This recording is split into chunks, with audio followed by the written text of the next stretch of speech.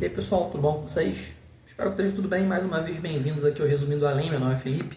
No vídeo de hoje a gente vai dar continuidade ao estudo espírita, gente, através do capítulo 11 do Livro dos Médiuns, da sematologia e da tipologia, que são dois métodos de comunicação que os espíritos utilizavam, né, e ainda utilizam para poder se comunicar com a gente. Se você está vindo aqui pela primeira vez, isso aqui é um estudo espírita do Livro dos Médiuns. E nesse vídeo vamos falar do capítulo 11. Tem uma playlist aqui no canal com os demais capítulos gravadinhos. O conteúdo vai ficar na tela e eu vou trabalhar esse conteúdo com vocês, beleza? Bom, deixa eu começar aqui então, pessoal, a leitura, para a gente poder dar continuidade aos nossos estudos. Seguinte, galera, as primeiras comunicações inteligentes com os espíritos, elas foram feitas por meio das chamadas, né, que eram chamadas pancadas, né, ou nossa tipologia, né, que era um método bem simples que só permitia respostas simples como sim e não. Como é que isso funcionava na prática, né? Era que nem uma espécie de código Morse, né, bem simples. Uma batida significava sim, duas batidas significava não.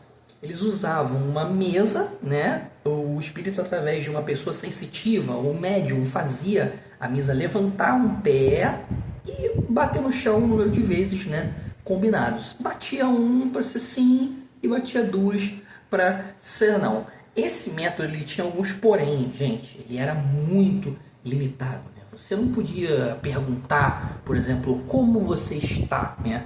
Só dava para fazer perguntas que as respostas fossem sim e não, né? Era preciso assim, entrar em contato também com o espírito certo, né? Se você não especificasse com quem você queria falar, qualquer outro espírito podia simplesmente atender a ligação e dar as batidas, respondendo, né? Como se fosse assim, uma espécie de a galera que usa muito telefone, chamada em linha cruzada. Com o tempo, gente, se percebeu que os espíritos eles não se limitavam apenas às batidas, né? Eles também utilizavam alguns gestos e alguns movimentos para poder explicar os seus sentimentos e também as suas intenções. No começo, eles assim só batiam na mesa para poder dar os sinais. Só que com o tempo, as pessoas foram percebendo que eles também gesticulavam, né, com a mesa. Como assim, né? É uma linguagem de gestos chamada sematologia, que é a outro tipo de comunicação que a gente vai ver. Na prática, funcionava da seguinte forma. Eu separei aqui para poder ficar mais prático o entendimento, né? Se o espírito ele fosse carinhoso, a mesa se inclinava assim suavemente, né, com uma espécie de aceno de cabeça, né, ou cumprimento educado, né. Se o espírito fosse mais irritadiço, a mesa assim ela batia com mais violência, né, podendo até, gente, cair de lado, né, como assim, alguém batendo a porta com raiva, né. Pode ser feito esse comparativo, né. Para interagir com uma determinada pessoa em específico, a mesa se mexia em direção à pessoa específica para mostrar que era com ela que queria se comunicar, né? Ou que gostava daquela pessoa, ou até mesmo o exemplo contrário, né? Ela se afastava para poder mostrar uma certa antipatia, né? A intensidade e o ritmo desses movimentos da mesa, elas meio que traduziam as emoções do espírito que estava ali se comunicando. Um exemplo, pessoal, que marcou legal esse tipo de manifestação, ele ocorreu quando um homem, né, no meio de uma sessão, ele recebeu uma carta mesmo, uma carta escrita. Enquanto ele lia a carta, a mesa que estava no local começou a se mexer sozinha e foi até aonde ele estava. Depois que ele terminou de ler, a mesa seguiu ele, olha só, a mesa seguiu ele até o lugar onde ele tinha deixado a carta. O homem, né, claramente ele ficou espantado, né, perguntou o que aquilo ali significava.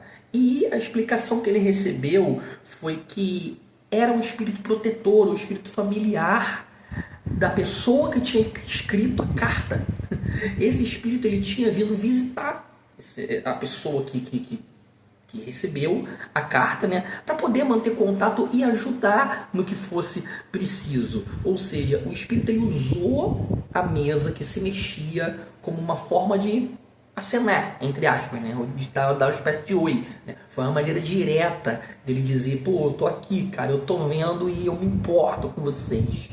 Com a tipologia surgiu um avanço, né? A tipologia alfabética, gente, que era uma espécie de, muitas aspas, tá? O jogo da forca ou uma espécie de telégrafo espiritual. Cada letra era um código de batida, gente, era um pouco demorado, só que funcionava, né?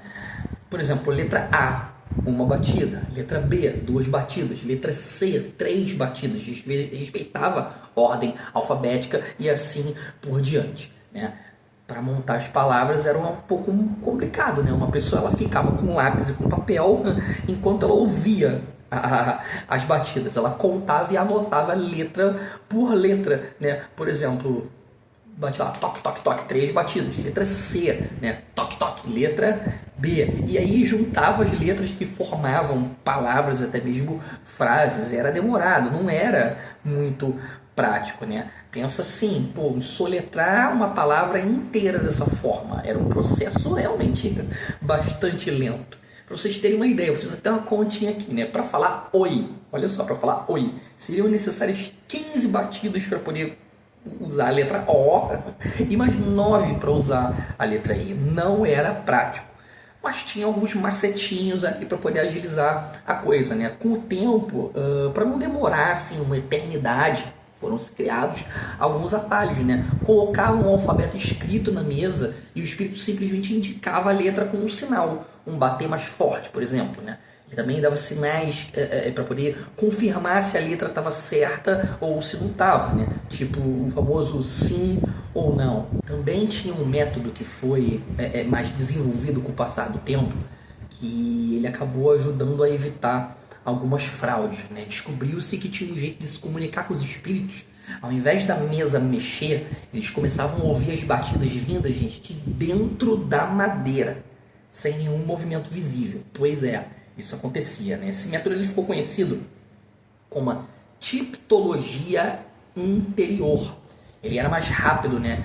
Parecia também mais limpo, já que era mais difícil de alguém manipular, de alguém fingir, né? Nem todo médium consegue fazer isso com naturalidade, né? Só que com treino dava para poder melhorar aquelas condições, né? Mesmo assim, sempre existe, gente, o risco de gente tentando enganar os outros, né? Mas, segundo os estudiosos da época, né? A época em que o livro foi escrito, isso não significava que os fenômenos verdadeiros eles não existissem, e de fato eles existem. Apesar de todos esses avanços, a tipologia ela acabou sendo menos utilizada, né? Ela acabou ficando ultrapassada. Com o passar do tempo, esse método ele foi substituído por outros métodos mais rápidos, né? Mais eficazes, como por exemplo a psicografia, né? Onde a pessoa simplesmente escreve a mensagem direto como se estivesse sendo ditada, né? Mesmo assim, gente, a tipologia ela continuou sendo relativamente popular, especialmente entre quem estava começando com os estudos. E por quê? Porque as respostas elas eram bastante precisas, cara. Parecia assim, basicamente impossível que a pessoa estava inventando coisas. E isso convencia muita gente de que as mensagens eram reais, né? Só havia um porém, né? Os espíritos eles não respondiam a fofocas, os assuntos eram sempre assuntos sérios, né? Eles só participavam de conversas que tivessem o objetivo de ensinar alguma coisa, de instruir alguma coisa. Olhando o vídeo passado, dá para se perceber que os espíritos então que participavam dessas sessões, a maioria eram espíritos mais evoluídos, que eles queriam se comunicar de forma a ensinar alguma coisa para quem estava ali participando da sessão, né? Em suma, gente, era uma espécie assim de walkie-talkie, walkie-talkie, só que um walkie-talkie espiritual, né? Ele era antigo, lento, porém ele era funcional. Ele era funcional e para a época muito impressionante, né? Por isso, assim, mesmo sendo substituído por outros métodos mais avançados, ele ainda era usado para poder convencer os novatos de que a comunicação era real, né? Desde que o assunto ele fosse realmente sério. E aí então diversos instrumentos eles foram criados para poder tentar provar que os médiums eles não estavam fazendo trapaça, eles não estavam usando hack. Um deles assim era até parecido com um telégrafo, né? Tinha uma agulha que se mexia e apontava para as letras, né? Assim formavam-se as palavras, né? Tinham alguns problemas, né? Esses aparelhos assim eles eram bastante complicados, né? Quem não acreditava sempre suspeitava que o médium podia estar controlando a agulha de alguma forma, né? Escondido, ou que era simplesmente tudo uma farsa. Por isso, os pesquisadores da época eles acharam assim mais convincente quando as coisas simplesmente aconteciam do nada. Esses eventos assim que rolavam do nada, eles pareciam muito mais difíceis de se falsificar, de se fraudar, né? E portanto eles provavam melhor que as mensagens elas vinham realmente de um espírito e não do médium que estava ali supostamente controlando a ferramenta, né? Eles, sim, preferiam os sinais do além que surgiam do nada, porque os aparelhos eram complexos, né? E acabavam consequentemente dando muito espaço para haver fraudes. Pessoal, um dos instrumentos mais simples e também usados na época era chamado de mesa Girardin, ou Girardin, não sei como é a pronúncia. Ele foi criado e também usado pela senhora Emily T. Girardin, né, nas suas comunicações com os espíritos. Basicamente, era uma espécie de disco, né, que girava em um eixo. Esse disco ele tinha letras, números, palavras escritas e tudo mais. Era tipo uma roleta. O médium, ele colocava os dedos assim na borda do disco e girava até parar em uma agulha fixa que indicava, né, as letras ou as palavras, né, até se formar as mensagens. Era um método mais prático, também mais rápido. Porém, também tinha um problema, gente. Como o movimento dependia do toque do médium, dava para poder ter fraude facilmente naquele aparelho, né? O que fazia muita gente desconfiar de que aquela comunicação era de verdade.